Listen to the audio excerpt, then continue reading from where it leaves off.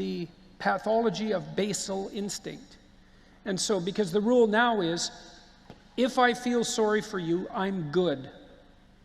Right, and so let's say there's a complex situation that requires a tremendous amount of adult cognitive computation to solve. Like, what do we do about the borders? Because tearing them down is not the answer. Well, the person who stands up and says, well, I see someone who's hurt by a border and I feel empathy for them, then immediately says, therefore I'm good, which isn't so bad, but therefore I'm also morally superior to you.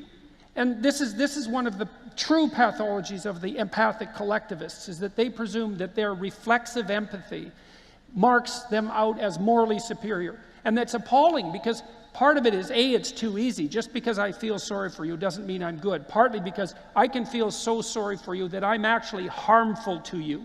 And that's what happens in the case of overprotective parents, for example. So we know perfectly well that empathy is not an untrammeled moral virtue. It has to be tempered by other virtues, and carefully tempered by other virtues. And so we have to stop allowing in our public discourse the unquestioned assumption that just because I manifest more pity in the moment than you do, that I'm somehow a morally superior individual. Yes. In fact, not only do we have to question that, we in fact have to deeply question it and say, what makes you think that you're just not taking things too far right there?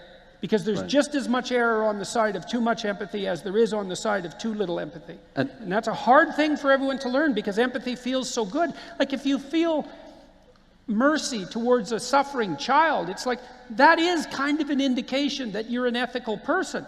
But that's not the basis for complex and sophisticated foreign policy.